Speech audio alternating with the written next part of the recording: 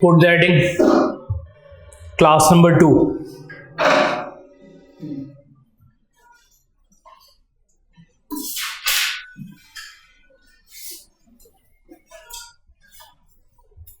Put के अपने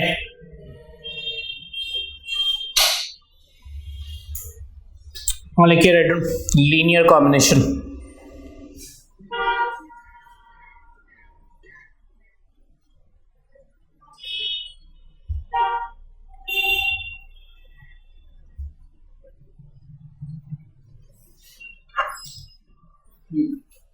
लिखा अपने लीनियर कॉम्बिनेशन और write down let v1 and v2,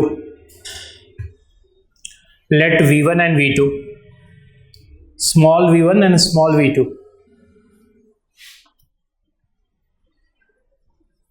let v1 and v2 be two vectors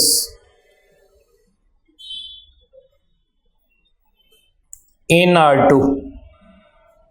R2 मतलब जिसमें दो कंपोनेंट हो, ठीक है, x कंपोनेंट y कंपोनेंट, या ब्रैकेट में लिखो Rn।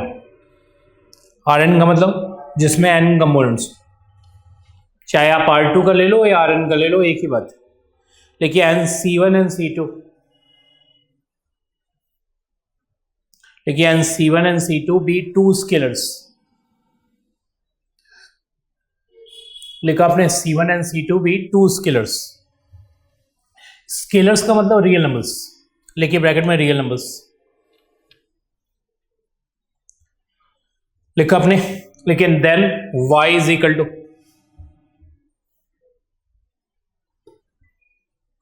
C1v1 plus C2v2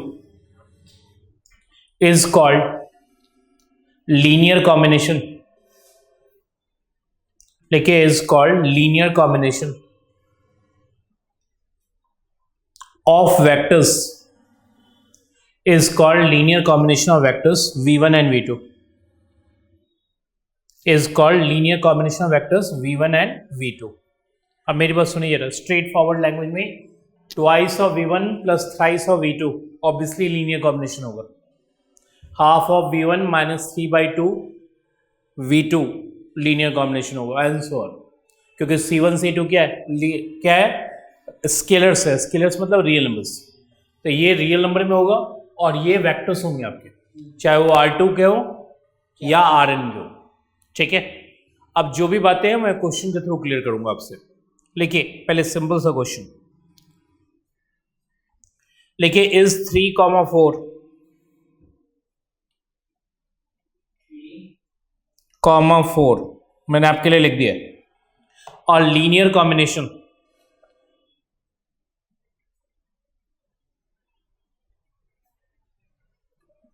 of 1 0 and 0 1, ये आपसे पूछा गया क्या ये लीनियर कॉम्बिनेशन 1 0 0 1 का है। तो स्टार्ट की सॉल्यूशन, लेकिन let y is equal to 3,4, v1 is equal to 1 0, v2 is equal to 0 1। सबका नेम दे दिया हमने। आगे लिखिए let y is equal to C1v1 plus C2v2। लिखिए where C1 C2 belongs to real number, ठीक है। y की जगह लिखिए 3,4, v1 की जगह क्या लिखेंगे 1 0, v2 की जगह क्या लिखेंगे 0 1। कोई प्रॉब्लम यहां तक? आगे लिखिए नेक्स्ट लाइन, 3,4 को आप मैट्रिक्स फॉर्म में भी लिख सकते हो, ये आपके नॉलेज में है, कॉलम मैट्रिक्स में, ठीक है। C1 1 0 को भी आप कॉलम मैट्रिक्स में लिख सकते हो, और इसको भी आप कॉलम मैट्रिक्स में लिख सकते हो। यहां तो कोई प्रॉब्लम? नेक्स्ट लिखिए 3 4, ये आपकी हो जाएगी C1 0 प्लस 0 C2। यहां तक कोई प्रॉब्लम? लिखिए नेक्स्ट, ये हो जाएगी 3 4 और यहां लिखिए C1 C2। इन दोनों को ऐड करेंगे तो क्या आएगा? इधर देखिए, C1 plus 0 that is C1, 0 plus C2 that is C2। तो क्या आ गया फाइनली? C1 की वैल्यू आपकी 3 हो गई और C2 की वैल्यू 4 हो गई। कोई प्रॉब्लम यहां तक? अब मेरी बात सुन लीजिए, यदि C1 C2 की वैल्यू आ जाए का मतलब नो सॉल्यूशन नहीं होना चाहिए, ठीक है। यदि वैल्यू आ रही है तो लीनियर कॉम्बिनेशन है, और वैल्यू नहीं आ रही है तो लीनियर कॉम्बिनेशन नहीं। तो फिलहाल तो वैल्यू आ गई है, इसका तो लीनियर कॉम्बिनेशन है। लिखिए therefore y is linear combination, लिखिए therefore y is linear combination of vectors v1 and v2। लिखिए therefore y is linear combination of vectors v1 and v2।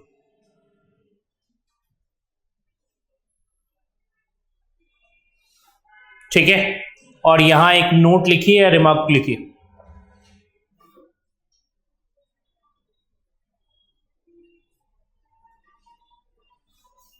Remark में लिखिए y is linear combination, y small y is linear combination of vectors v1 and v2, of vectors v1 and v2।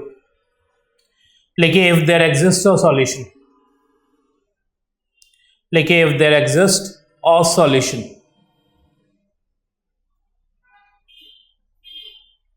if there exists a solution, if there exists a solution को underline करो। मतलब linear combination तभी होगा जब solution exist करेगा, ठीक है। लिखिए रिमार्क नंबर 2,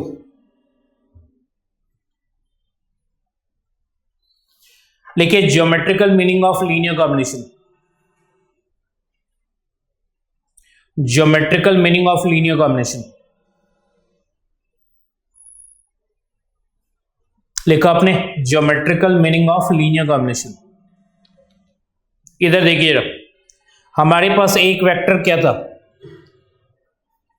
1 0। 1 0 का मतलब होता है लाइन ज्वाइनिंग ऑरिजिन टू 1 0, जो मैंने आपको पिछले क्लास में बताई, लाइन ज्वाइनिंग ऑरिजिन टू 1 0। दूसरा वेक्टर क्या था? उसका मतलब लाइन ज्वाइनिंग ऑरिजिन टू 0 1 है। अब रही बात, आपसे पूछा गया ये दो वेक्टर देखिए कि क्या आप इससे 3, 4 ऑब्टेन कर सकते हो, ठीक है, क्योंकि आपसे पूछा गया था इज 3, 4 और लीनियर कॉम्बिनेशन ऑफ 1 0 एंड 0 1। तो मुझे देखिए 3, 4 आपने कहा मैं ऑब्टेन कर सकता हूं प्रोवाइड दैट इस वेक्टर को 3 टाइम्स कर दो। आप कहोगे कैसे? क्योंकि C1 की वैल्यू 3 आई है, ठीक है, क्लियर। और दूसरे वेक्टर को 4 टाइम्स कर दो, क्यों? क्योंकि C2 की वैल्यू 4 आई है। मैं 3, 4 ऑब्टेन कर सकता हूं प्रोवाइड दैट इस वेक्टर को 3 टाइम्स कर दूं और इस वेक्टर को क्या करूं? 4 टाइम्स कर दूं। तो रफली, हालांकि मैंने थोड़ा बड़ा ले लिया ऐसे, तो ये हो जाएगी 3 0, 3 टाइम्स करेंगे तो। और इसे थोड़ा और ऊपर ले लेता हूं मैं ऐसे मान रहा हूं रफली 0 4, ठीक है। अब मुझे बताइए कौन सा लॉ लगेगा? इधर इधर आपका कंसंट्रेशन, यहां दो वेक्टर्स के एडिशन के लॉ हैं, एक ट्रायंगल लॉ, दूसरा पैरेललोग्राम लॉ। कौन से लॉ में है हम? पैरेललोग्राम लॉ में। रीजन, वेक्टर्स का टेल मैच्ड, वेक्टर्स का, भाई ये एक वेक्टर है जिसका टेल यहाँ है, एक वेक्टर ये है जिसका टेल ये है, तो इसका मतलब पैरेललोग्राम लॉ लगेगा। तो आपको पैरेललोग्राम फॉर्म करना होगा। रफली मैंने आपके लिए पैरेललोग्राम फॉर्म कर दी, सही ढंग से फॉर्म कीजिएगा, मुझसे थोड़ा सा फॉर्म करने में दिक्कत हो रही है, ठीक है। अब इसको ज्वाइन कर दो आप, ये आपकी 3, 4। ज्योमेट्रिकल मीनिंग क्लियर है? आपसे ये पूछा गया था कि क्या आप 3, 4 ऑब्टेन कर सकते हो? किससे? 1 0 से और 0 1 से। ठीक है, तो मैंने कहा हाँ 3, 4 ऑब्टेन कर सकते हैं प्रोवाइड दैट फर्स्ट वेक्टर को थ्राइस कर दें और सेकंड वेक्टर को क्या कर दें? 4 टाइम्स कर दो। लीनियर कॉम्बिनेशन मींस लाइंस का कॉम्बिनेशन, पहले ये ध्यान रखिएगा। मैंने आपको पिछले क्लास में ये कहा था लीनियर अलजेब्रा मींस लाइंस की अलजेब्रा, स्टार्ट तो लाइंस की अलजेब्रा से ही हुई थी। ठीक है, तो हमने कहा कि लीनियर कॉम्बिनेशन मींस लाइंस का कॉम्बिनेशन, लाइंस का रिजल्टेंट। आपसे पूछा गया था क्या ये लाइन आप ऑब्टेन कर सकते हो इन दोनों लाइन से, क्योंकि वेक्टर का मतलब लाइन होती है। Line joining origin to this one, line joining origin to this one. क्या ये लाइन ऑब्टेन कर सकते हो? क्योंकि 3, 4 का ज्योमेट्रिकल मीनिंग क्या है? Line joining origin to 3, 4। तो इन दोनों लाइन के हेल्प से ये लाइन ऑब्टेन कर सकते हो? तो हमने कहा हाँ ऑब्टेन कर सकते हैं प्रोवाइड दैट इस लाइन को 3 टाइम्स कर दें और इस लाइन को 4 टाइम्स कर दें। समझ में आ गई? तो नीचे एक लाइन लिख ली, लिखिए line joining origin to 3, 4।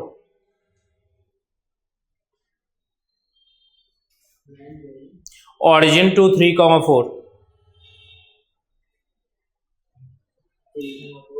is linear combination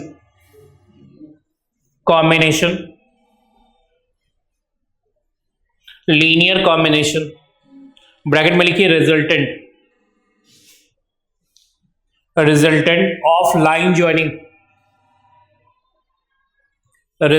of line joining origin to 3, 0 origin to 3, 0 and origin to 0, 4 and origin to 0, 4। कोई प्रॉब्लम यहां तक? ये क्लियर है? मतलब ऑरिजिन टू 3, 0, इधर देखिए origin to 3, 0 and origin to 0, 4 का ये रिजल्टेंट। ठीक है, कैसे ऑब्टेन हुआ है? ऑब्वियसली फर्स्ट वेक्टर को थ्राइस करके, सेकंड वेक्टर को 4 टाइम्स करके। क्लियर? तो लीनियर कॉम्बिनेशन मींस लाइंस का कॉम्बिनेशन। ध्यान रखिए जब भी वर्ड आए लीनियर कॉम्बिनेशन, आपके डायग्राम आपको विजुलाइज हो जाना चाहिए। बेसिकली ये लाइंस का कॉम्बिनेशन मुझसे पूछ रहा है। ठीक है, तो ये ध्यान रखिए मैं आपको एग्जांपल R2 में दे रहा हूँ, आगे चल के R3 में भी दूंगा, लेकिन R3 में मैं ज्योमेट्री नहीं बना सकता आपकी। ठीक है, क्योंकि 3 डायमेंशनल मतलब एयर में जाएगी वो बात है। लेकिन जो बात यहां मैं कह रहा हूं यही बात R3 के लिए भी होल्ड होगी और Rn के लिए भी होल्ड होगी। आपको मालूम है R3 के बाद कोई ज्योमेट्री नहीं होती, लेकिन मैं R3 का डायग्राम तो बना नहीं सकता, तो मैं आपको R2 में ही समझाऊंगा आपको। ठीक है, लेकिन it will also hold for R3 and Rn। ठीक है, तो लीनियर कॉम्बिनेशन जब भी वर्ड आए आपके दिमाग में तो ये ध्यान रखिए वो बेसिकली लाइंस का कॉम्बिनेशन है, लाइंस का रिजल्टेंट। ठीक है, इसका मतलब पहले वेक्टर को आप कितने टाइम्स करेंगे और दूसरे वेक्टर को कितने टाइम्स करेंगे कि रिक्वायर्ड वेक्टर आपको मिल जाए। बेसिकली लीनियर कॉम्बिनेशन मतलब यही होता है कि पहले वेक्टर को कितने टाइम्स करेंगे, that's why we write it C1 V1, और दूसरे वेक्टर को कितने टाइम्स करेंगे, that's why we write it C2 V2, जिससे कि रिक्वायर्ड वेक्टर जो भी चाहिए आपको रादर से y वो ऑब्टेन किया जा सके। समझ में आ गई बात? तो लीनियर कॉम्बिनेशन का डेफिनेशन क्लियर है। ठीक है, ज्योमेट्रिकल मीनिंग क्लियर है। अब रही बात कब लीनियर कॉम्बिनेशन नहीं होगा, तो लिखिए इसमें भी मैं आपको एग्जांपल दे रहा हूं, वही बात करें। लिखिए इज 1, 1। क्वेश्चन मैं थोड़ा इजी ले रहा हूं, धीरे धीरे टफ की तरफ जाऊंगा। लिखिए इज 1, 1 अ लीनियर कॉम्बिनेशन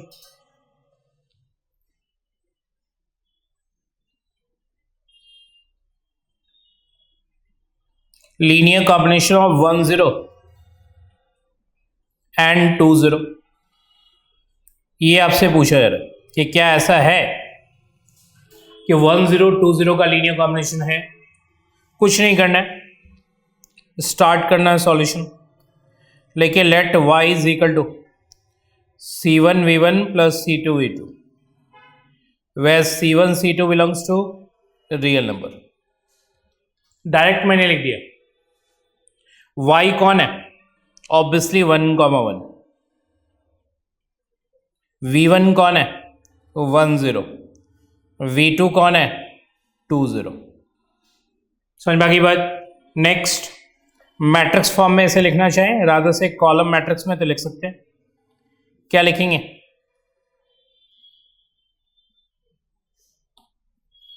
इसे लिखिए 1 1। क्या आ जाएगा? C1 1 and 2 0, C2 2 0। कोई डाउट यहां तक? ये आपकी क्या हो जाएगी? 1 1 और क्या होगी? C1 plus 2C2। Is it?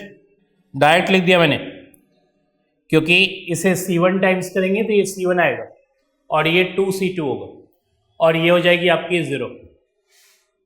Direct कोई प्रॉब्लम नहीं ना? तो मुझे बताइए, देयरफॉर C1 प्लस 2C2 क्या आ गई? 1 और 1 इज इक्वल टू 0 आ गई। आपको अच्छी तरह से मालूम है, यदि मैं कंपेयर करूं तो ये और ये इक्वल और ये इक्वल। आपको भी मालूम है 1 कभी भी 0 के इक्वल नहीं होगा। होगा? ये 1 इस 0 के इक्वल आ रहा है ना भाई? आपको भी मालूम मैट्रिक्स में कॉरस्पॉन्डिंग एलिमेंट्स कंपेयर होता है, तो 1 कभी 0 के इक्वल हो सकता है? नहीं हो सकता। इसका मतलब नो सॉल्यूशन। लेकिन नो सॉल्यूशन यहां नॉट इक्वल टू कर दीजिएगा, ठीक है यहां तक? लेकिन नो सॉल्यूशन। अब नो सॉल्यूशन हुआ तो इसका मतलब लीनियर कॉम्बिनेशन नहीं है। लेकिन therefore y is not a linear combination. लेकिन therefore y is not a linear combination of vectors v1 and v2। y linear combination नहीं है वेक्टर्स v1 एंड v2 का, ठीक है? तो मैंने क्या कहा? लीनियर कॉम्बिनेशन उसी केस में होगा जब सॉल्यूशन एग्जिस्ट करेगी, और सॉल्यूशन एग्जिस्ट करेगी तभी लीनियर कॉम्बिनेशन होगा। यदि मैं ज्योमेट्रिकली इसे बात को कहूं, इधर देखिए, तो हमारे पास एक वेक्टर क्या था? 1 0। दूसरा वेक्टर क्या था? 2 0। आपको भी मालूम है line joining origin to 1 0 and line joining origin to 2 0। आपसे पूछा है क्या इन दो वेक्टर के हेल्प से 1 1 ऑब्टेन कर सकते हो? तो आपको भी मालूम है चाहे मैं इस वेक्टर को कितने भी टाइम्स कर दूं, ये एक्स एक्सिस का वेक्टर मुझे जोड़ देगा, लेकिन एक्स एक्सिस से ऊपर कोई भी वेक्टर चाहिए मुझे तो वो नहीं देगा, क्योंकि रीजन इसमें सेकंड कंपोनेंट 0 है। जिसमें भी सेकंड कंपोनेंट 0 होगा, रादर से वाई का कंपोनेंट 0 होगा, वो वेक्टर सारे एक्स एक्सिस के होंगे। यदि मैं इसे ट्वाइस कर दूं तो क्या जाएगा? 2 0। इसे थ्राइस कर दूंगा क्या जाएगा? 6 0। दोनों को ऐड करूंगा तो क्या आएगा? 8 0। मैं इसे -5 टाइम्स कर दूं, इसे 3 टाइम्स कर दूं तो -2 0 आएगा। इसका मतलब एक्स एक्सिस के वेक्टर्स मुझे मिलेंगे। एक्स एक्सिस छोड़कर यदि आप इससे कुछ भी कहेंगे तो वो जनरेट नहीं होगा। 1 1 किसका वेक्टर है? एक्स एक्सिस का वेक्टर तो नहीं है, ऑब्वियसली लीनियर कॉम्बिनेशन नहीं, ठीक है? 1 1 भी मैं आपके लिए रिप्रेजेंट कर देता हूं। ये रही 1 1। ये किसी भी हालत में इन दो वेक्टर्स के हेल्प से नहीं ऑब्टेन होगा, ठीक है?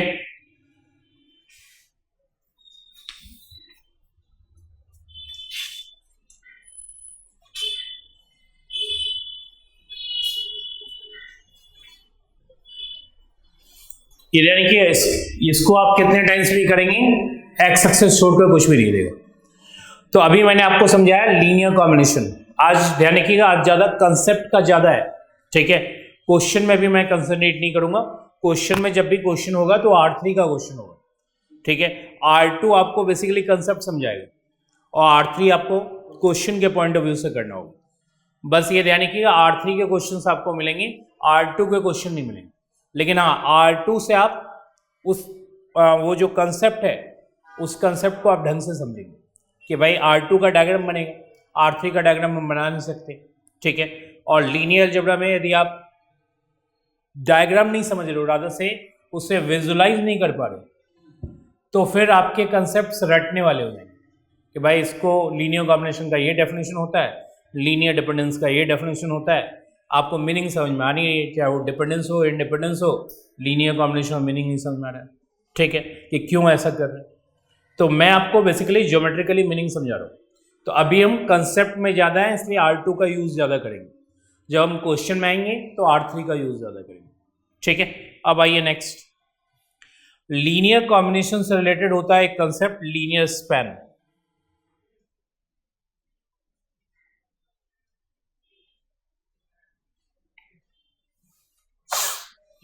लिखिए linear span, SPAN।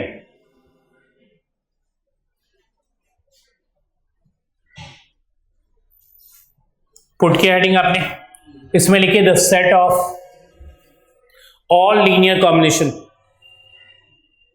The set of all linear combination is called linear span. The set of all linear combination is called linear span.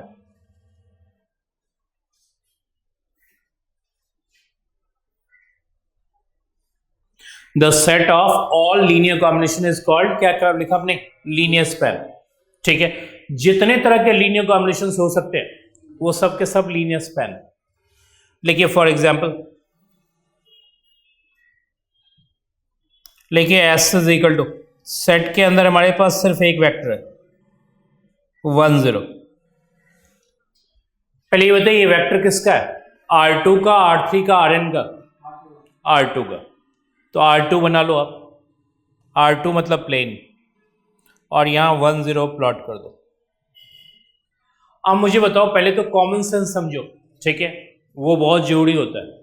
यदि मैं इस वेक्टर को कितने टाइम्स में मल्टीप्लाई कर दूं, ये वेक्टर किसका होगा, एक्स एक्सिस का होगा। इसका मतलब इसका लीनियर स्पैन है एक्स एक्सिस। क्या है वो भाई, जितने टाइम्स से मल्टीप्लाई करेंगे, 2 टाइम्स मल्टीप्लाई करेंगे 2 0 होगा, 5 टाइम्स मल्टीप्लाई करेंगे 5 0 होगा, -3 टाइम्स मल्टीप्लाई करेंगे -3 0 होगा। ठीक है, तो बेसिकली एक्स एक्सिस पे जितने भी वेक्टर्स हैं वो उसके स्पैन के अंदर होगा। तो लीनियर स्पैन इसका क्या निकला, एक्स एक्सिस निकला। कंफर्म। तो लेकिन समझ तो आ गया ना लीनियर स्पैन कौन है, यहां इंडिकेट कर दिया इसको डार्क करके। ये बेसिकली उसका लीनियर स्पैन, इसे लिखिएगा LS, L for linear, S for span. ठीक है, ये सिंबल है, सिंबल अलग अलग बुक में अलग अलग तरीके से लिखा जाता है। अब रही बात सॉल्व कैसे करेंगे, लिखिए लीनियर स्पैन ऑफ S। आपको कुछ नहीं करना है, C1 एक वेक्टर होता है तो आप C इंटू वी भी लिख सकते हो, या C1 इंटू V1 भी लिख सकते हो। ठीक है, अब 2 वेक्टर होगा तो फिर आपको कंपल्सरी लिखना होगा C1 V1 2 V2। तो मैं लिख देता हूं C1 V1 such that C1 belongs to real number। लिखा आपने, क्या होगा C1 into 1 0 such that C1 belongs to real number। क्या आ जाएगा ये C1 comma 0 such that C1 belongs to real number। ये आपकी लीनियर स्पैन तैयार है। ऑब्वियसली C1 0 कहीं भी लिखा हो, ये एक्स एक्सिस को रिप्रेजेंट करेगा, रीजन इसमें y कंपोनेंट आपकी 0। कंफर्म, ये आपकी लीनियर स्पैन तैयार है, y कंपोनेंट क्लियरली देख ली वो 0। ठीक है, तो ये आपकी हो गई क्या, एक्स एक्सिस। लिखना चाहें तो लिख दी, कोई प्रॉब्लम यहां तक। दूसरा लिए एग्जाम्पल, लिखिए S इज इक्वल टू 1 0 0 1। लिया आपने। अब इधर आइए, एक वेक्टर हमारे पास 1 0 है और एक वेक्टर 0 1। ठीक है, अब मुझे बताइए इसका लीनियर स्पैन क्या होगा, इसका लीनियर स्पैन होगा, आप मुझे बता दो, इसका लीनियर स्पैन होगा पूरा प्लेन, पूरे प्लेन पे कोई भी वेक्टर आपको चाहिए तो ये दोनों वेक्टर मिलके आपको उसे दे सकता है। कैसे देगा, मान लीजिए 3, 4 चाहिए आपको, जैसे मैंने आपको थोड़ी देर पहले भी एग्जांपल दिया था, तो पहले वेक्टर को थ्राइस, दूसरे वेक्टर को 4 टाइम्स, तभी तो आ जाएगा, एक से आ जाएगा 3 0, दूसरे से आएगा 0 4, ऐड करेंगे तो वो मिल जाएगा। ठीक है, clear. Linear combination, linear span means set of all linear combination. ठीक है, आपको चाहिए 5 6, क्या करेंगे, पहले वेक्टर को 5 टाइम्स, दूसरे वेक्टर को 6 टाइम्स करके ऐड कर देंगे। समझ जाइए, पहले कंसेप्ट समझो आप। ठीक है, ऐसे ही -30 -40 चाहिए, -40, तो आपको ये मिल जाएगा। तो ये लीनियर स्पैन इसकी क्या हुई, पूरी R2, मतलब इन दोनों वेक्टर के पास ये कैपेसिटी है कि पूरा R2 आपको जनरेट करके दे सकता है। लिखना कैसे, लिखिए LS, पहले वाले वेक्टर को V1 टाइम्स, दूसरे वाले वेक्टर को V2 टाइम्स। भाई दो वेक्टर है ना, तो C1 V1 plus C2 V2, such that C1 C2 belongs to real number होगा। नेक्स्ट आई ये हो जाएगा C1 times 1 0 plus C2 times क्या 0 1, such that C1 C2 belongs to real number. ये क्या आ जाएगा C1 C2 such that C1 C2 belongs to real number. Direct मैंने लिख दिया, आएगा। ये ऑब्वियसली किसको रिप्रेजेंट करता है, R2 को रिप्रेजेंट करता है। R2 मतलब पूरा प्लेन। ठीक है, समझ में आ गई इतनी बातें। लिखिए थर्ड वन, लिखिए S इज इक्वल टू 1 0 2 0। पहले बताइए ये दोनों वेक्टर किस पे लाई करता है, एक्स एक्सिस पे। आपको भी मालूम है ऐसे हम कितने टाइम्स भी करते हैं, एक्स एक्सिस का ही ये देगा। तो लीनियर स्पैन क्या आएगी इसमें, लीनियर स्पैन ऑफ एस, पहले वेक्टर को C1 टाइम्स डायरेक्ट लिख रहा हूं, दूसरे वेक्टर को क्या करते हो आप C2 times, such that C1 C2 belongs to real number. क्या आ जाएगा ये आ जाएगा C1 0 और 2 C2 0। डायरेक्ट लिखूंगा तो मैं क्या लिखूंगा C1 प्लस 2 C2 और क्या दूसरा कंपाउंड बता दी 0, such that C1 C2 belongs to real number. क्या रिप्रेजेंट किया ये ऑब्वियसली एक्स एक्सिस ही रिप्रेजेंट किया, क्योंकि रीजन हम पहले वेक्टर को चाहे कितने टाइम्स कर लें और दूसरे वेक्टर को भी कितने टाइम्स कर लें, वो एक्स एक्सिस नहीं छोड़ेगा। एक्स एक्सिस का वेक्टर है, एक्स एक्सिस पे ही रहेगा। समझ में आ गई बात। ये एक्स एक्सिस क्यों हुआ, क्योंकि सेकंड कंपोनेंट इसकी क्या है 0, तो एक्स एक्सिस का वेक्टर देगा। ठीक है, कोई प्रॉब्लम, एक आध और एक्सीड की आ जाइए जरा। मैं एग्जाम्पल अब आपके ले रहा हूं 1 0 0 और एक ले रहा हूं 0 0 1। पहले बताइए वेक्टर किसका है, R3 का वेक्टर, क्योंकि 3 कंपोनेंट है इसके अंदर। वेक्टर कितने हैं, सिर्फ 2 है, वेक्टर सिर्फ 2 है। अब वेक्टर R3 का है, पहले ये समझिए, वेक्टर R3 का मतलब जिसमें 3 कंपोनेंट होते हैं वो R3 का वेक्टर होता है, रादर से 3 dimensional vector. Number of vectors कितने, 2, तो इसका मतलब C1 V1 plus C2 V2 लगेगा। तो लिखिए LS डायरेक्ट लिख दूं, C1 V1 पहले लिखिए properly plus C2 V2 such that C1 C2 belongs to real number. पहले वेक्टर को क्या करेंगे आप C1 टाइम्स करेंगे, दूसरे वेक्टर को क्या करेंगे C2 टाइम्स 0 0 1 है ना, 0 0 1 such that C1 C2 belongs to real number. क्या आ जाएगा ये आ जाएगा आपका C1 0 C2, ठीक है, such that C1 C2 belongs to real number.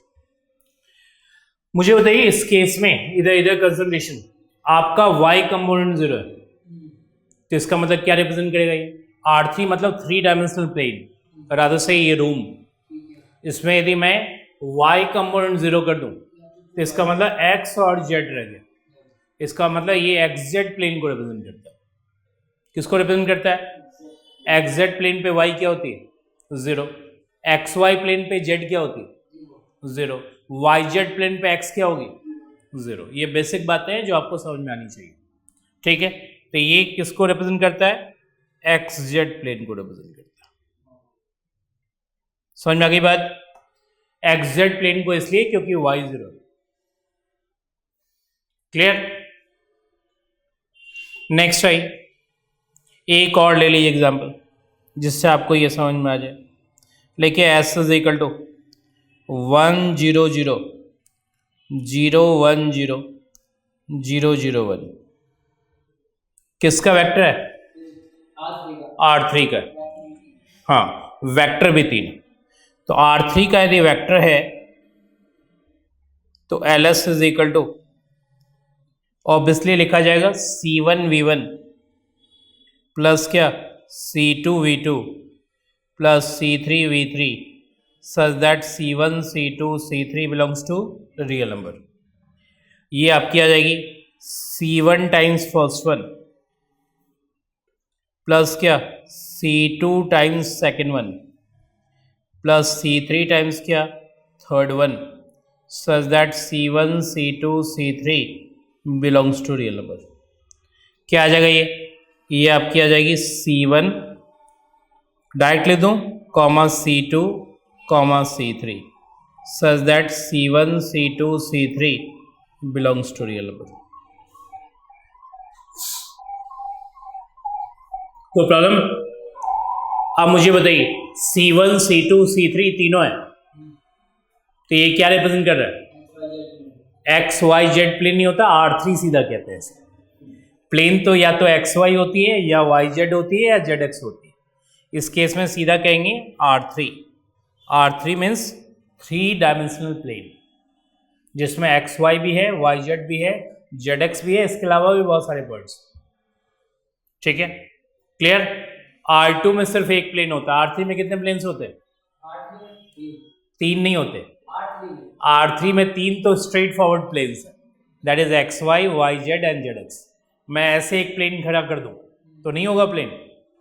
होगा। इसका मतलब R3 में इनफाइनाइट प्लेन्स होते हैं जिसमें से मोस्ट कॉमन प्लेन्स कौन कौन से हैं?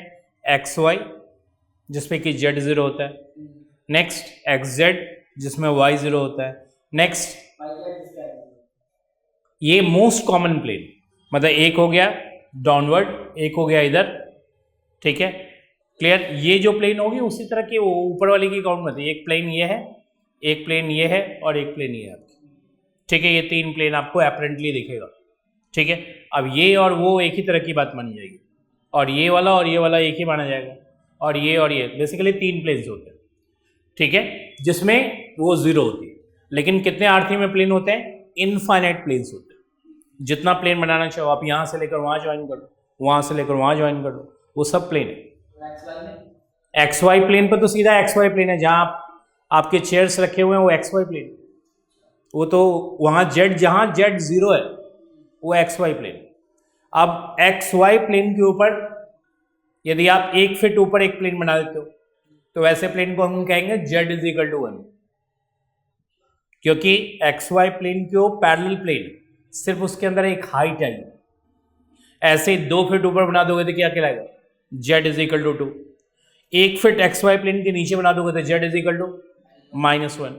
ऐसे ही आप वाई जेड प्लेन के पैरेलल प्लेन्स खड़ा कर सकते हो। ठीक है, क्लियर ये बात? तो ये बात समझ में आ गई। R2 क्लियर है, R3 क्लियर है। ठीक है, अब लीनियर कॉम्बिनेशन से रिलेटेड हो गया लीनियर स्पैन। अब लीनियर स्पैन के आगे वाले कंसेप्ट में चले।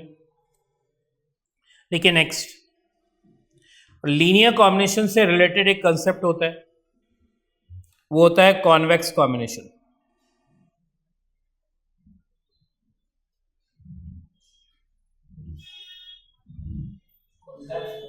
हाँ, लीनियर कॉम्बिनेशन से रिलेटेड एक कंसेप्ट है, दैट इज कॉन्वेक्स कॉम्बिनेशन।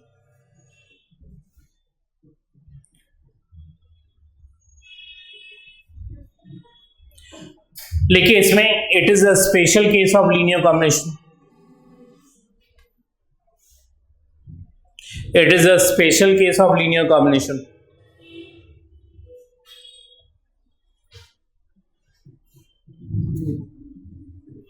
लिखिए वेयर स्केलर्स आर, लिखिए where scalars are non negative, लिखिए where scalars are non negative, scalars are, scalars मतलब रियल नंबर, रादर से C1 C2 are non negative and their sum total is equal to 1, and their sum total is equal to 1। Non negative word को underline कर लिए और 1 को भी underline कर लिए, मतलब आपकी C1 C2 की वैल्यू 0 या पॉजिटिव होगी, 0 या पॉजिटिव होगी, और सम टोटल क्या होना चाहिए उनका 1 होना चाहिए। ठीक है, अब डेफिनेशन फॉर्म में लिखिए, एक रफ डेफिनेशन लिखिए, y is convex combination of vectors v1 and v2, लिखिए if there exists scalars, लिखिए if there exists scalars lambda 1 and lambda 2, lambda 1 लिखने आता है आपको, lambda 1 and lambda 2, लिखिए such that, लिखिए such that y is equal to lambda 1 v1 plus lambda 2 v2, लिखिए where lambda 1 comma lambda 2 belongs to 0 1 and lambda 1 plus lambda 2 is equal to 1।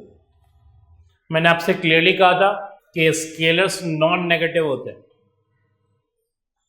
Obviously 0 1 में लाई करेंगे क्योंकि सम टोटल 1 होता है, तो इसका मतलब लैम्डा 1 लैम्डा 2 की वैल्यू 0 या 0 से ज़्यादा होगी और उनका सम टोटल 1 होगा। ठीक है, ऐसा कंसेप्ट थोड़ा बहुत आपकी नॉलेज पहले से भी है।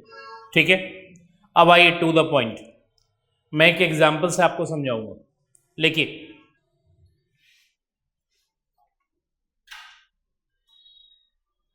लिखिए is 3/4 comma 1/4 a convex combination, a 1/4 a convex combination of 1 0 and 0 1 of 1 0 and 0 1। ये आपसे पूछा गया कि 1 0 0 1 का कॉन्वेक्स कॉम्बिनेशन है, तो स्टार्ट किए सॉल्यूशन। लिखिए let y is equal to lambda 1 v1 प्लस लैम्डा 2 v2। लिखा आपने where lambda 1 comma lambda 2 belongs to, जल्दी बताइए, बिलोंग्स टू रियल नंबर। ये नहीं लिखेंगे 0 1, 0 1 यदि आपने लिख दिया तो ये आपने पहले ही एक्सेप्ट कर लिया कि कॉन्वेक्स कॉम्बिनेशन है। ठीक है, अभी वो रियल नंबर, ठीक है, belongs to real number, not 0 1। जब 0 1 उसके रिजल्ट में आना चाहिए। अब मुझे बताइए नेक्स्ट, ये हो गई 3/4 डायरेक्ट लिखिए मैट्रिक्स फॉर्म में, रादर से कॉलम मैट्रिक्स में। लिखिए लैम्डा 1 1 0 लैम्डा 2 0 1। लिख लिया आपने, क्या आ जाएगा 3/4 1/4, ये आ जाएगी लैम्डा 1 और नीचे लिखिए लैम्डा 2। देयरफॉर लैम्डा 1 की वैल्यू क्या होगी 3/4 और लैम्डा 2, क्या ये दोनों के दोनों वैल्यू 0 1 में लाई करती है, और क्या इनका सम टोटल 1 है? यदि ये दोनों क्राइटेरिया सेटिस्फाई हो रही है कि sum total 1 and lies between 0 and 1। तो ये बात कंफर्म है कि वो कॉन्वेक्स कॉम्बिनेशन है। ठीक है, लिख लिए therefore y is convex combination of v1 and v2।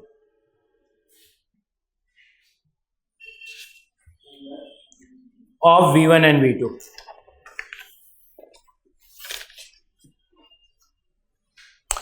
अब जो बातें मैंने आपको बताई उसका ज्योमेट्रिकल मीनिंग लिखिए। Geometrical meaning of convex combination लिखिए। Geometrical meaning of convex combination.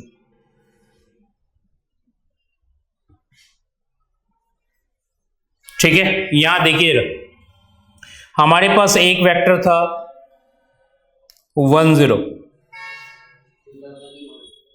और दूसरा वेक्टर था 0 1। आपसे ये पूछा गया था कि क्या आप इससे 3/4 1/4 ऑब्टेन कर सकते हैं। तो आपने कहा हाँ बिल्कुल ऑब्टेन कर सकते हैं। पहले वेक्टर को 3/4 टाइम्स कर दें, दूसरे वेक्टर को 1/4 टाइम्स कर दें। पहले ध्यान रखिए कॉन्वेक्स कॉम्बिनेशन इस लाइन पे जितने भी पॉइंट्स हैं सब के सब कॉन्वेक्स कॉम्बिनेशन। जितने भी पॉइंट्स हैं, कितने पॉइंट्स हैं यहां से यहां तक मुझे बताइए। यहां से यहां तक इनफाइनाइट पॉइंट्स, ये जितने भी पॉइंट्स हैं सब कॉन्वेक्स कॉम्बिनेशन के क्राइटेरिया को सेटिस्फाई करेंगे। ठीक है, क्लियर। लेकिन यदि आप इससे आगे चले गए तो वो नहीं होगा, इसके इधर आ गए तो भी नहीं होगा। ठीक है, क्योंकि उस केस में जब तक आप इस लाइन पे हो तब तक आपका सम टोटल 1 होता रहेगा।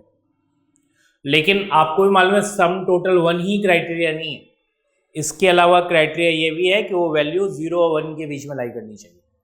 तो लाइन पे तो सम टोटल 1 होगा आपको, ये ध्यान रखिए, ऊपर नीचे कहीं भी, लेकिन 0 1 में लाई नहीं करेगा।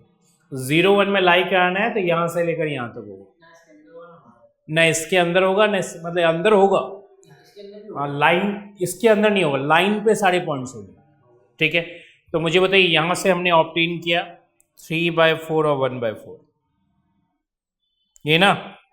तो मुझे बताइए क्या क्या होता है convex combination. Convex combination basically होती है line joining origin, sorry line joining this vector, मतलब बेसिकली लाइन ज्वाइनिंग 1 0 एंड 0 1।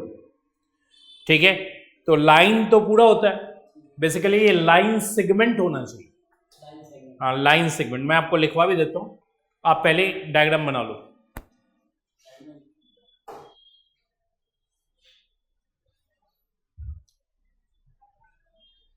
और उसको डार्क करो।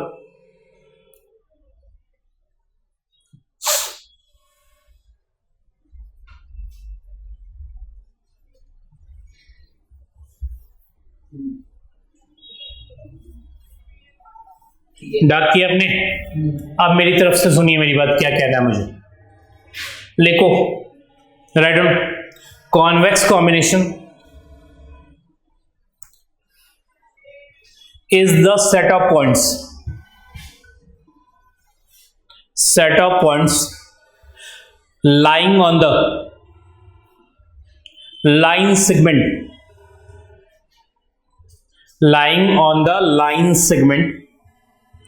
joining the vectors, देखिए joining the vectors v1 and v2, joining the vectors v1 and v2, मतलब v1 और v2 को ज्वाइन करने वाली line segment, not line segment, underline को लाइन सेगमेंट को। ठीक है, क्लियर। v1 और v2 को मिलाने वाली लाइन सेगमेंट कॉन्वेक्स कॉम्बिनेशन होती है। आप कहेंगे ऐसा क्यों होती है, क्योंकि ये जो पॉइंट्स हैं इनके अंदर वो सेक्शन फॉर्मूले से ऑब्टेन होता है। किससे ऑब्टेन होता है वो मैं आपको बता के दिखा रहा हूं कैसे ऑब्टेन होता है। ठीक है, लाइन सेगमेंट एंड लाइन कर लिया आपने, रिमार्क में लिखिए।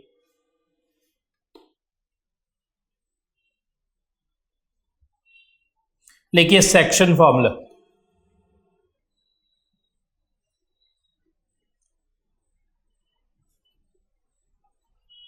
मान लीजिए हमारे पास एक वेक्टर है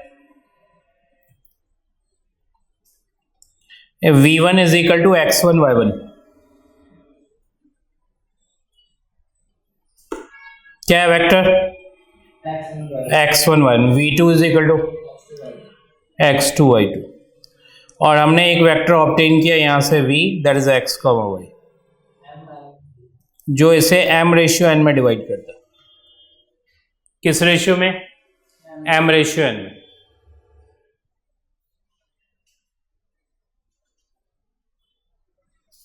अब आपको अच्छी तरह से मालूम है कि x क्या होगा, m times x2 plus n times upon, बताओ, m प्लस n होगा। आप इसे क्या लिख सकते हैं, m upon m plus n into x2 plus n upon क्या, m प्लस n इंटू क्या, x1। अलग अलग डिवाइड दे दिया डिवाइड आपने।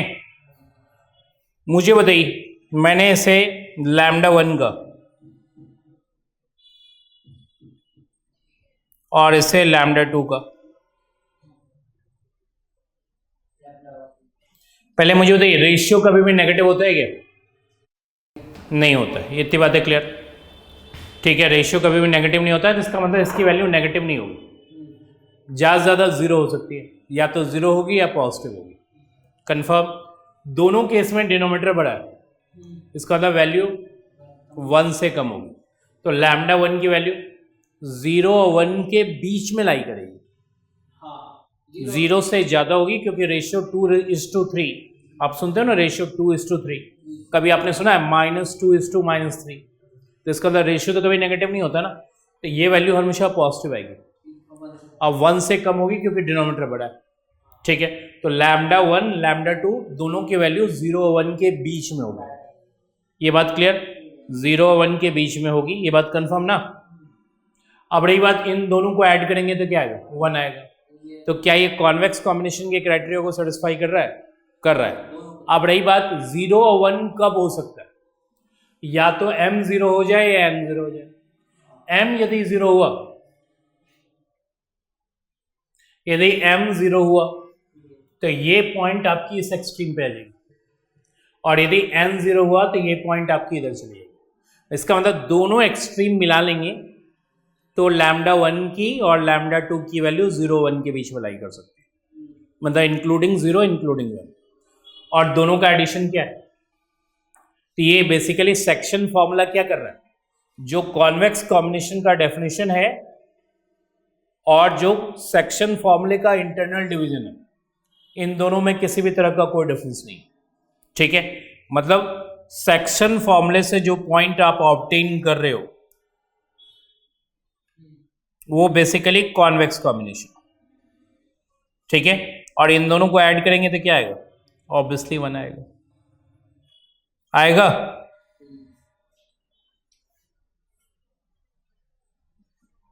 यहां तक क्लियर? नीचे एक लाइन लिख ली, लिखिए the point obtain from internal division of section formula, लिखिए the point obtain from internal division of section formula. Internal division, दो तरह के डिवीजन होते हैं, एक इंटरनल दूसरा एक्सटर्नल।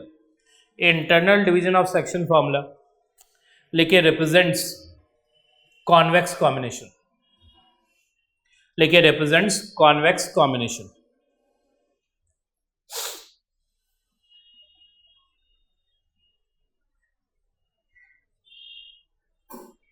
कोई प्रॉब्लम यहां तक? ये क्या रिप्रेजेंट करता है, कॉन्वेक्स कॉम्बिनेशन को रिप्रेजेंट करता है। मतलब सेक्शन फॉर्मूले के इंटरनल डिवीजन से ऑब्टेन किया हुआ पॉइंट कुछ नहीं होता, वो कॉन्वेक्स कॉम्बिनेशन होता है, क्योंकि कॉन्वेक्स कॉम्बिनेशन के क्राइटेरिया को सेटिस्फाई करता है, ठीक है। क्लियर? स्टैट्स में हम इसे दूसरे तरीके से कहते हैं वेटेड एवरेज। हाँ, वेटेड एवरेज आपने पढ़ा हुआ ना, अर्थमेटिक मीन, हाँ, द वेटेड एवरेज, ठीक है। लिख ली remark number 2, in statistics convex combination is called weighted average. In statistics, convex combination is called weighted average.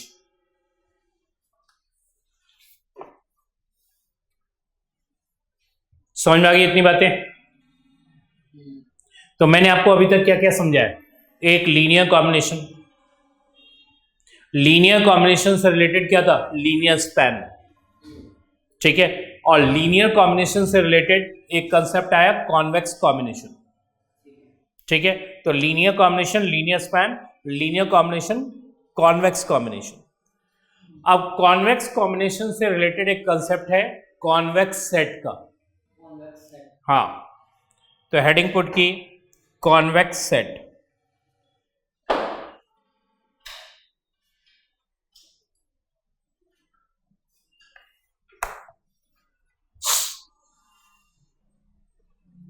Right down definition.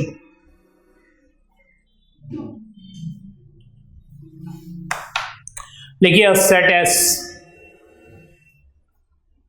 Is set to be, देखिए set S is set to be convex set. देखिए if the line joining, sorry क्या लिखा आपने? Set S is set to be convex set. लिखिए if the line segment, line joining नहीं, line segment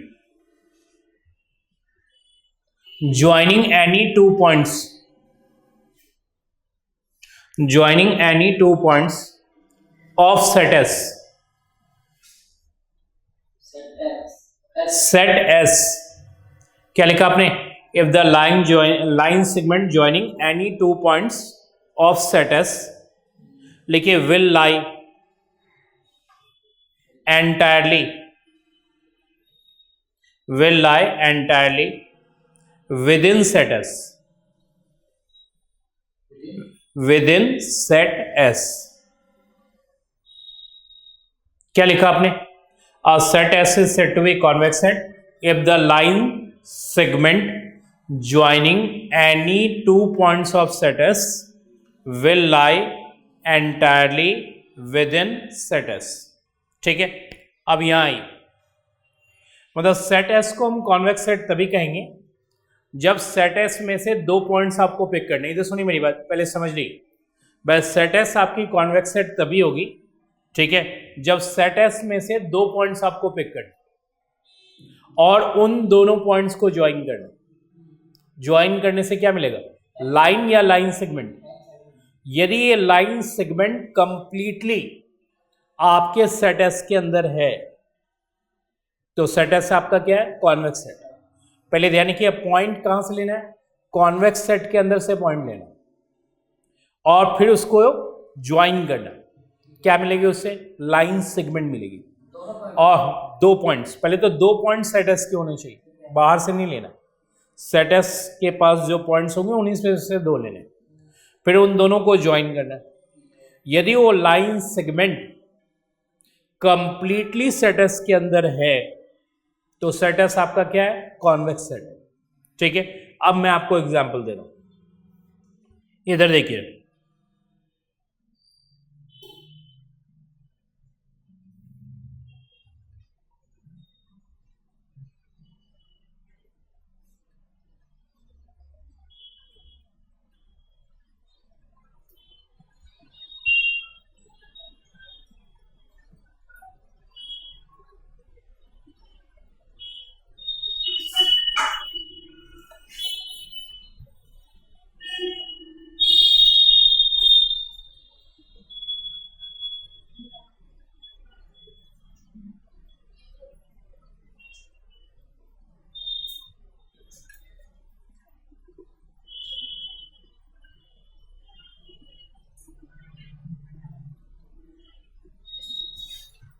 ये 5 diagram मैंने आपके लिए तैयार किया। पहले मुझे बताइए, पहले वाले के पास क्या है? ओनली बाउंड्री, ना बाउंड्री का इनसाइड ना बाउंड्री का आउटसाइड, कंफर्म। दूसरे वाले के पास क्या है? Boundary and inside. इसके पास क्या है? ओनली बाउंड्री, ना इनसाइड ना आउटसाइड। इसके पास क्या है? Boundary and inside. उसके पास क्या है? Boundary and inside. अब आइए एक एक करके। पॉइंट्स कहां लेने? पॉइंट्स अंदर नहीं लेने, पॉइंट्स वहां लेने हैं जो उसका रीजन। इसके पास क्या है? सिर्फ बाउंड्री। तो पॉइंट कहां लेंगे आप? सिर्फ बाउंड्री पे लेंगे। किस पे लेंगे? बाउंड्री पे। तो मैंने 2 पॉइंट ले लिए, 1 2। मतलब पॉइंट वही लेने हैं जो उसका रीजन है, और इन दोनों को ज्वाइन करना। तो ज्वाइन कर दी, क्या मिला इससे? लाइन सेगमेंट मिला। मिला ना लाइन सेगमेंट। क्या ये लाइन सेगमेंट कंप्लीटली उसके रीजन में है? नहीं है, क्योंकि रीजन उसके पास सिर्फ बाउंड्री थी। क्या थी? और उसने ये इनर वाले पार्ट में आ गया। कोई कहे कि मैं एक इधर वॉल खड़ा कर लेता हूं, इधर वॉल खड़ा कर लेता हूं, ऊपर से बना लेता हूं, बनाने दोगे आप? क्यों नहीं बनाने दोगे? नहीं, आपकी रीजन ये है कि सिर्फ ग्राउंड ही नहीं है, उसके ऊपर वाला पोर्शन भी है। ठीक है, तो आपने कोई लैंड एक्वायर कर रखा है और आपको कोई कहे कि इसमें दिक्कत क्या है, हवा वाला पोर्शन तुम्हारा थोड़ी है, एक इधर मैं डाल देता हूँ, एक ऊपर से बना लेता हूँ। ठीक है, तो ये नहीं आने कीगा कि उस केस में नहीं बना सकता हो, क्योंकि राइट्स जो है अप टू द स्काई होती है।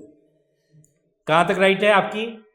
यदि आपने कोई लैंड परचेज किया है और उस पर आपने कोई कंस्ट्रक्शन नहीं किया, आप फ्यूचर में कोई कंस्ट्रक्शन करोगे, कोई आपसे कहे कि भाई तुमने जमीन खरीद रखा है ना, हवा में थोड़ी खरीद रखा है। ठीक है, मैं एक इधर डाल लेता हूँ, एक उधर डाल लेता हूँ, ऊपर से बना लेता हूँ, बनाने दोगे आप? नहीं बनाने दोगे। क्यों नहीं बनाने दोगे? क्योंकि ऐसा नहीं कि सब लैंड है आपकी, वो राइट आपकी अप टू द स्काई। इससे पहले भी लोग दिमाग लगा चुके हैं, ये बात ध्यान रखिएगा कि भाई ऊपर थोड़ी आसमान थोड़ी खरीद रखा है तुमने। ठीक है, तो ये वही वाली बात कि कोई कहे कि मैं एक यहाँ पिलर डाल लेता हूँ, एक भी यहाँ पिलर डाल लेता हूँ, अब बीच में ऊपर से ज्वाइन कर लेता हूँ, ज्वाइन करने दोगे? नहीं करने दोगे। रीजन ये पार्ट उसके रीजन में नहीं है। ठीक है, तो नहीं है तो ऑब्वियसली कॉन्वेक्स सेट नहीं है। नीचे लिखिए नॉट अ कॉन्वेक्स सेट, लिखिए नॉट अ कॉन्वेक्स सेट। एक मिनट रुक जाइए, पहले हम डिसाइड कर ही लें, उसके बाद आप लिखना। इधर आओ, यहां मुझे बताओ इसके पास क्या है? एक तो बाउंड्री है, एक बाउंड्री का इनसाइड भी। आप कहीं भी दो पॉइंट रख दो और उसको ज्वाइन कर लो, जहां मन आपकी हो। क्या ये लाइन सेगमेंट कंप्लीटली इसके रीजन में है? पॉइंट कहां लिया हमने? उसके रीजन में लिया, और उसको ज्वाइन करके देखो, ऑब्वियसली वो सेटिस्फाई हो रही है। तो सेटिस्फाई हो रही है तो कॉन्वेक्स सेट है, और नहीं तो नहीं है। इधर आई, इधर थर्ड वन पे मुझे तो इसके पास क्या है? Only boundary, only boundary. Confirm है बाउंड्री, और ना इनसाइड है ना आउटसाइड है। तो मैंने एक पॉइंट यहां लिया और एक पॉइंट यहां लिया, ज्वाइन कर दिया। मुझे तो ये सेटिस्फाई है या नहीं है? नहीं है। लेकिन यदि मैं पॉइंट यहां लूं, इधर देखो, अब बताओ सेटिस्फाई है या नहीं? है। तो एक जगह नहीं है, एक जगह है, तो मैथ्स से क्या कहते हैं? नहीं है। मैथ्स के अकॉर्डिंग 100% आपकी लॉजिक होनी चाहिए। ठीक है, टेंटेटिव लॉजिक नहीं चलेगी। क्लियर? तो यहां सेटिस्फाई है और यहां नहीं है। ऑब्वियसली ये नहीं के कैटेगरी में, हाँ के कैटेगरी में नहीं।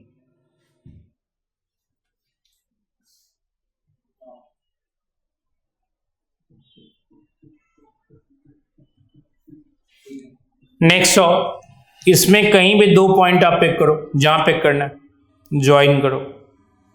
सेटिस्फाइड है? कोई डाउट? ऑब्वियसली ये आपकी कॉन्वेक्स सेट है।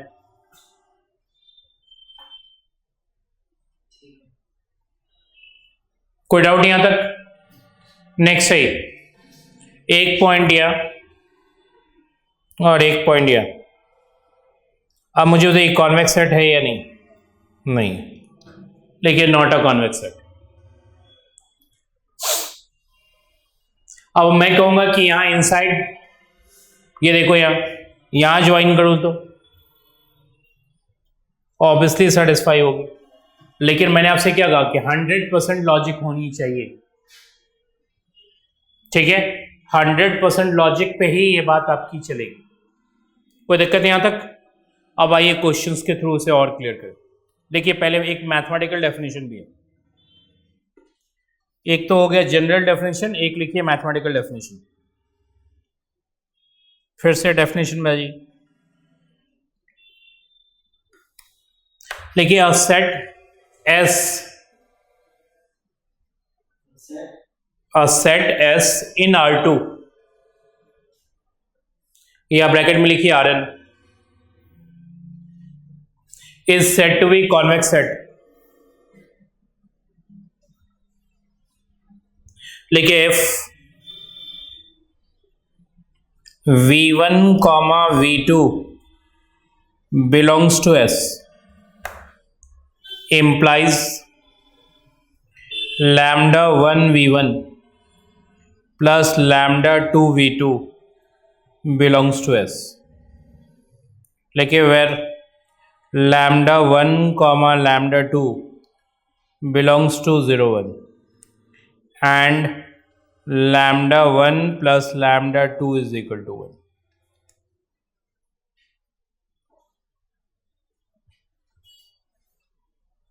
ये इसका मैथमेटिकल डेफिनेशन। अब इधर सुनिए मेरी बात। पहले तो ये कह रहा है कि V1 V2 सेट एस में होना चाहिए, ठीक है, और उस केस में ये भी सेट एस में होना चाहिए। तो मुझे बताइए ये क्राइटेरिया आपने कभी देखा है? क्या है? Convex combination. यानी कि सिर्फ कॉन्वेक्स कॉम्बिनेशन नहीं याद रखना आप, बेसिकली उसका ज्योमेट्रिकल मीनिंग याद रखना। ये basically line segment joining the vectors V1 and V2 होता है। तो ये जो लिखा हुआ है ये क्या रिप्रेजेंट करता है? लाइन। कॉन्वेक्स कॉम्बिनेशन तो है ही, इसमें तो कोई डाउट नहीं। ज्योमेट्रिकली सोचिए कि क्या रिप्रेजेंट करता है? ये रिप्रेजेंट करता है line segment joining the vectors V1 and V2, क्योंकि कॉन्वेक्स कॉम्बिनेशन का ज्योमेट्रिकल मीनिंग वही है। तो ये basically line segment joining the vectors V1 and V2, ठीक है। तो एक तो पहले V1 V2 सेट एस में होना चाहिए, और यहां से इंप्लाई होता है कि line segment joining the vectors V1 and V2 वो भी सेट एस में होना चाहिए। तो ऑटोमेटिकली कॉन्वेक्स कॉम्बिनेशन। समझ में आ गई बात? क्योंकि बेसिकली ये कॉन्वेक्स कॉम्बिनेशन का क्राइटेरिया, लेकिन जिसका ज्योमेट्रिकल मीनिंग क्या होता है? Line segment joining the vectors V1 and V2। तो ये basically line segment joining the vectors V1 and V2।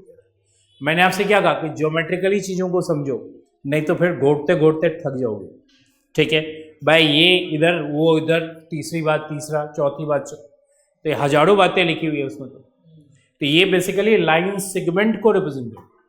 अब मुझे बताइए जो बात मैं आपसे पूछूंगा, इधर ये V1 है हमारा और ये V2। पहले बताइए V1 V2 सेट एस में लाई करता है? नहीं, बिल्कुल लाई करता है। क्योंकि रीजन, ये जो सेट एस है उसके पास बाउंड्री है, और मैंने दोनों पॉइंट्स कहाँ लिए? बाउंड्री पे लिए ना मैंने। भाई उसके पास है क्या? बाउंड्री है, ठीक है। मतलब मान लीजिए मैं इसका इक्वेशन लिखूंगा, तो लिखूंगा x² + y² is equal to 1 लिखो या c² लिखो या r² लिखो। तो भाई बाउंड्री है ना, तो पॉइंट मैंने कहाँ लिए? बाउंड्री पे लिए। तो बाउंड्री पे लिए तो सेट एस में तो बिलोंग करता ही करता है। तो V1 V2 सेट एस में बिलोंग करता है। अब रही बात, ये जो लिखा हुआ है ये लाइन सेगमेंट, क्योंकि कॉन्वेक्स कॉम्बिनेशन की डेफिनेशन है ये, तो एक्चुअली ये लाइन क्या है? Line segment. अब मुझे बताओ क्या ये लाइन सेगमेंट सेट एस में बिलोंग करता है? नहीं करता, इसलिए ये कॉन्वेक्स सेट नहीं है। समझ में आ गई बात? अब बताओ यहाँ V1 V2 सेट एस में लाई करता है? मैं आपसे क्या पूछ रहा हूँ? V1 V2 सेट एस में लाई करता है? तो ऑब्वियसली लाई करता है, क्योंकि V1 V2 सेट एस में इसलिए लाई करता है कि जो मैंने V1 V2 सेलेक्ट किए वो उसके बाउंड्री के अंदर, और इसके पास है क्या? एक तो बाउंड्री है और बाउंड्री का इनसाइड है। तो V1 V2 सेट एस में बिलोंग करता है, इसमें तो कोई डाउट नहीं आपको। अब मुझे बताओ क्या ये लाइन सेगमेंट सेट एस में बिलोंग करता है? करता है। तो इसका मतलब ये क्राइटेरिया सेटिस्फाई हुई, तो सेटिस्फाई हुई तो कॉन्वेक्स सेट है। अब यहाँ V1 V2 सेट एस में बिलोंग करता है? ऑब्वियसली बिलोंग करता है, क्योंकि रीजन हमने बाउंड्री पे पॉइंट ले रखा, ठीक है। अब क्या ये लाइन सेगमेंट सेट एस में बिलोंग करता है? तो नहीं करता, तो कॉन्वेक्स सेट नहीं है। सेम बात यहाँ, सेम यहाँ। तो ये बेसिकली पॉइंट कहाँ लेने? तो सेट एस में लेने। मतलब सेट एस की कोई इक्वेशन होगी या ग्राफ होगी, उस पर पॉइंट लेना। अब रही बात, ये है लाइन सेगमेंट, ठीक है। Line segment joining the vectors V1 and V2। ये यदि लाइन सेगमेंट लाई कर गई तो कॉन्वेक्स कॉम्बिनेशन हो जाएगा, और नहीं तो नहीं होगा, ठीक है। इस पे कई सारी प्रूफिंग भी, अभी मैं प्रूफिंग की बात नहीं कर रहा हूं, अभी मैं कंसेप्ट की बात कर रहा हूं। जब आएगा प्रूफिंग तो मैं आपके लिए करवाऊंगा, ठीक है। ये यानी कि ये जो कंसेप्ट है कॉन्वेक्स सेट का, ये आपको आपके बुक के अंदर फंक्शंस ऑफ सेवरल वेरिएबल्स में मिलेगा, ठीक है। लेकिन कंसेप्ट ये लीनियर अलजेब्रा का, इसलिए मैं लीनियर अलजेब्रा में एक्सप्लेन कर रहा हूं, ठीक है। क्लियर? अब आइए क्वेश्चन के थ्रू थोड़ा और क्लियर करें। लिखिए क्वेश्चन,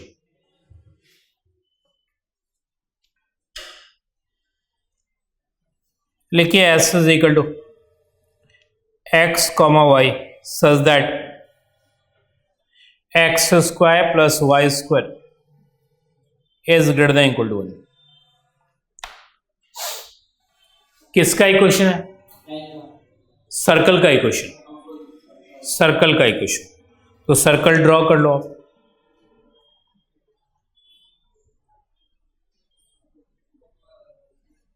ध्यान रखना इसमें मैं एक एक्स एक्सिस वाई एक्सिस बना देता हूं, लेकिन ये बनाना कोई कंपल्सन नहीं था, बना दिया मैंने।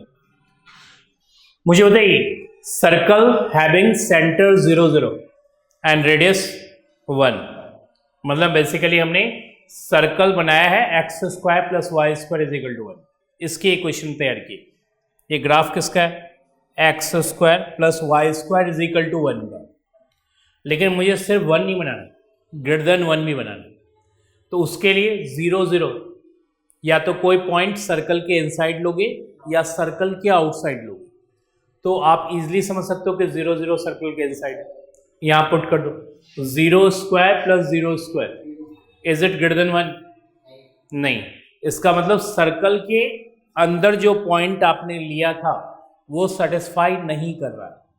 तो नहीं कर रहा है तो इसका मतलब ये जो इंडिकेशन होगी वो सर्कल के आउटसाइड होगी, तो आप उसे बना दो।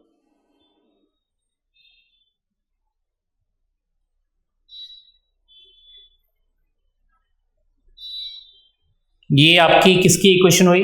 X square plus y square is greater than equal to 1।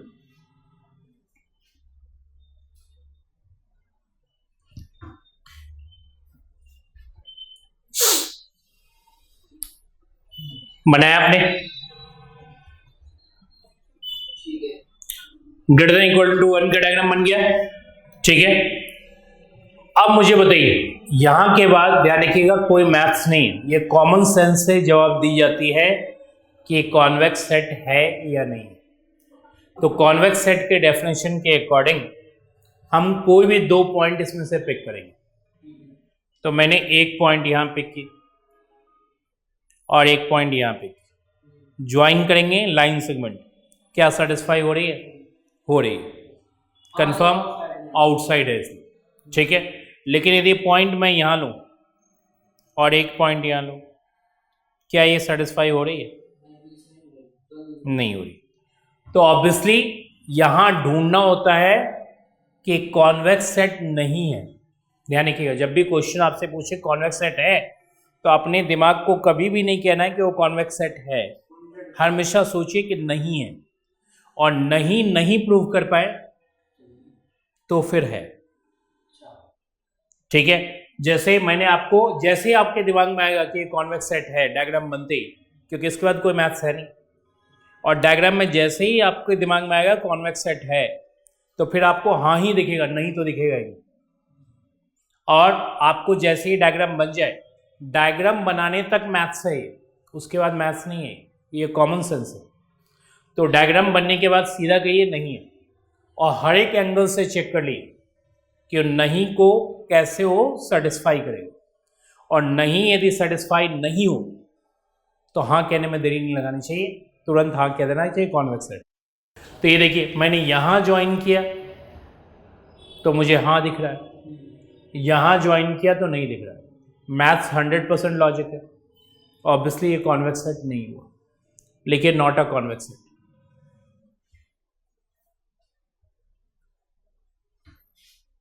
लेकिन सेकेंड वन,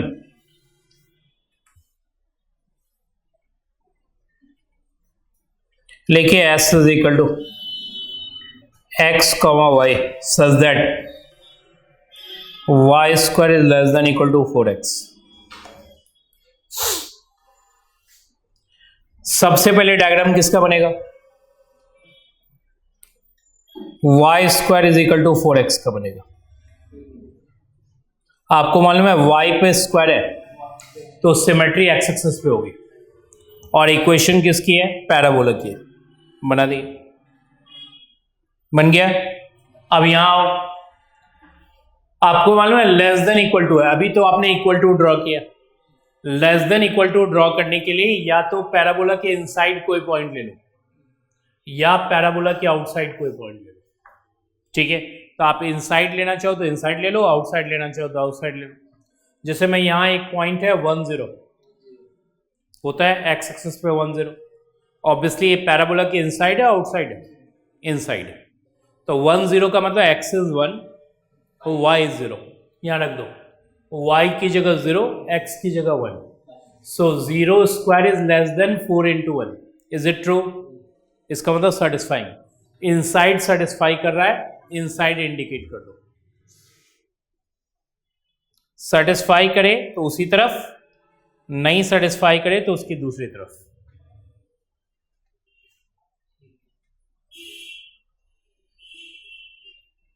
अब यहां किसी भी दो पॉइंट को आप ज्वाइन करके देख लेना, आप अपने रीजन में दिखाई दोगे। जो मन है वो ज्वाइन करो, आपकी मर्जी। ज्वाइन करोगे आपके रीजन में दिखाई देगा। ऑब्वियसली कॉन्वेक्स सेट के डेफिनेशन को सेटिस्फाई कर।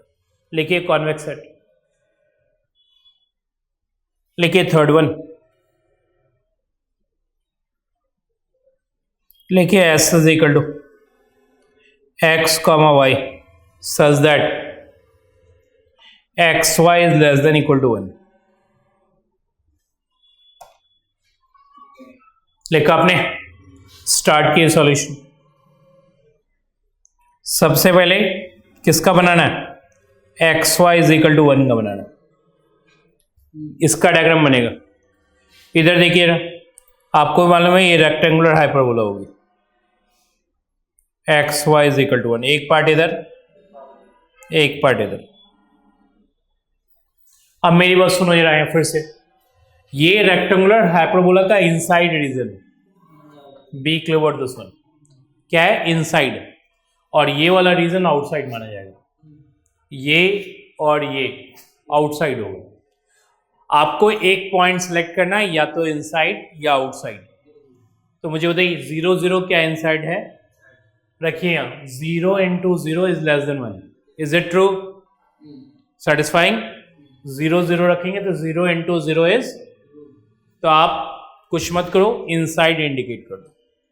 ये रहो,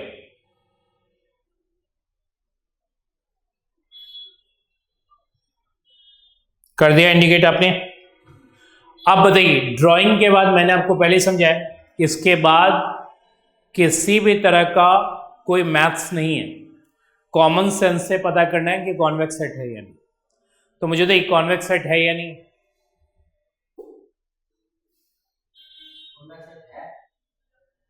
आपकी तरफ से है। अब देखो यहां एक पॉइंट मैंने यहां ले लिया, एक पॉइंट यहां ले लिया, है या नहीं? आप क्लियरली देख लो।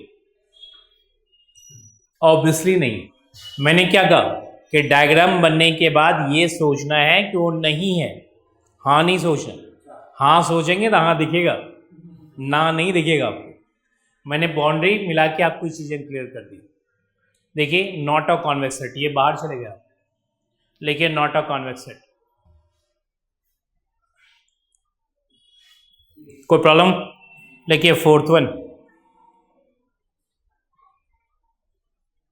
लिखिए S is equal to x comma y such that x y is less than 1। यहां इक्वल टू हट गई आपकी, डायग्राम तो वही रहेगी। इसके अलावा अब आपके पास बाउंड्री नहीं है, बाउंड्री हट गई। अब आप रीजन तो वही रहेगा, ये बना दो। अब बताओ कॉन्वेक्स सेट है या नहीं? जल्दी बताइए, है या नहीं है? तो लेस देन होने से क्या होता है? आप मुझे बताइए है या नहीं है, क्योंकि डायग्राम तो बन चुका है। डायग्राम जैसे ही बन गया उसके बाद किसी भी तरह का आपको वो नहीं सोचना है कि मैथ्स क्या कहती है। मैथ्स तो हो गई, मैथ्स की कहानी यहाँ खत्म हो गई। अब है या नहीं है कॉमन सेंस? नहीं है। कैसे नहीं है? एक पॉइंट यदि आप यहां लोगे और दूसरा पॉइंट यहां लोगे, ऑब्वियसली आप बाहर हो। ठीक है, लेकिन नॉट अ कॉन्वेक्स सेट।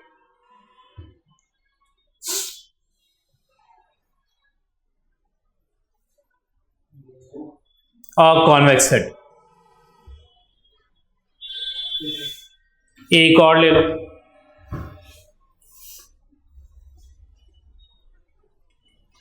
लिखो S is equal to x comma y such that x y is greater than equal to 1, x is greater than equal to 0, y greater than equal to 0। ठीक है, बनाइए diagram. Rectangular hyperbola once again बनाना है, लेकिन सिर्फ first quadrant में। ऐसा क्यों? क्योंकि ये इंडिकेट करता है फर्स्ट क्वाड्रेंट को, थर्ड क्वाड्रेंट में नहीं बनाना है। ठीक है, बना लिया आपने। इधर देखो जरा, 0 0 इस रेक्टेंगुलर हाइपरबोला का lower part. Confirm? Graph upper part में बनेगी या लोअर पार्ट में बनेगी, इसके लिए आपको एक पॉइंट सेलेक्ट करनी होगी। तो मुझे देखिए 0 0 का है, लोअर पार्ट में अपर पार्ट में? लोअर पार्ट में। यहां पुट करो 0 into 0 is greater then 1। Is it true? इसका तो इंडिकेशन लोअर पार्ट में नहीं होगी, अपर पार्ट में होगी। बना दिए।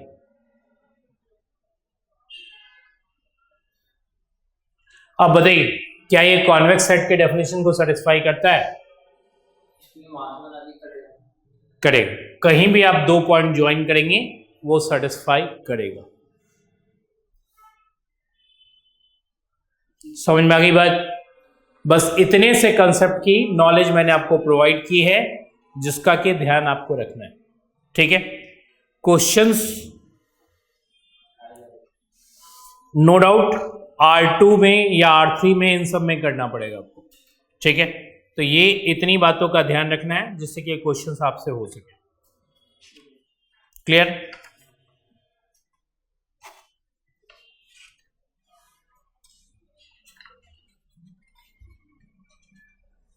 तो ये सारी बातें मैंने आपको समझाई हैं, जिस पे ध्यान देना आपको।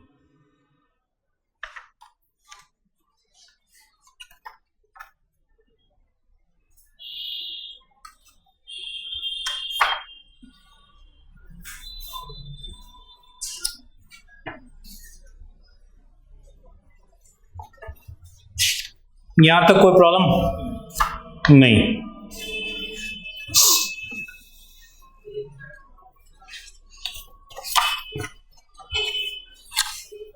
देखिए 6 1,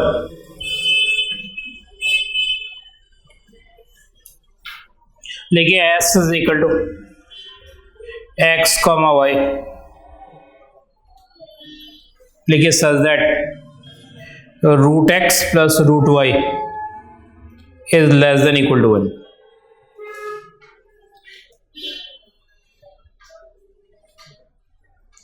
लिखा आपने? अब आइए, सबसे पहले डायग्राम बनाते समय इक्वल टू 1 का डायग्राम बनेगा। मुझे बताइए, यदि मैं x की वैल्यू 0 कर दूं, इसमें इसका डायग्राम बनाना है आपको। यहां प्रॉब्लम यह भी है कि डायग्राम आपसे कई बार नहीं बनेगा। तो पहले मुझे, मैं x की वैल्यू 0 कर दूंगा तो y की वैल्यू क्या होगी? 1। ये रही 1, y क्या था? 1 ना, तो 0 1 होगी। और ऐसे ही y 0 कर दूंगा तो 1 0 हो जाएगी। नेक्स्ट, यहां 1/4 1/4 रखो तो कितना हो जाएगा? 1/4 रखोगे तो 1/2, यहां भी 1/2 तो 1 आ जाएगा। मतलब रफली ये 1/4 1/4। क्लियर? और दूसरी बात, यहां देखो, एक बात और मैं आपसे पूछूंगा कि root y is equal to 1 minus root x लिखूं, तो यदि मैं x को इंक्रीज करूंगा तो y क्या होगा? ऑब्वियसली डिक्रीज करेगा। x को यदि मैं इंक्रीज करूंगा यहां तो y क्या होगा? इसका मतलब ये डिक्रीजिंग फंक्शन क्या है? Decreasing function. डिक्रीजिंग फंक्शन का मतलब डाउनवर्ड स्लोपिंग, ठीक है। तो डिमांड कर्व की तरह ग्राफ बनाना है आपको, समझ में आ गई? यहां से लेते हुए इसको ज्वाइन कर देना। क्लियर? ज्वाइन कर लिए।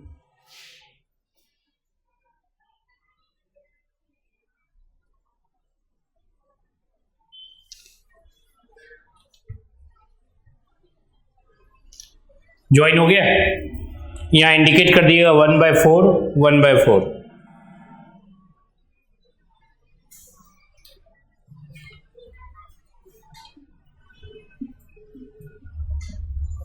अब मुझे देखिए 0 0 इसके लोअर पार्ट में है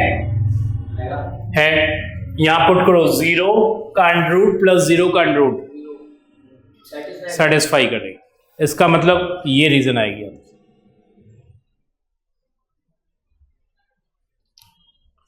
कोई डाउट?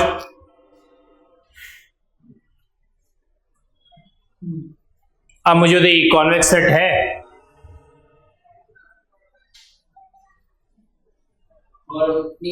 नहीं है, क्योंकि हमें इन दो पॉइंट्स को ज्वाइन करें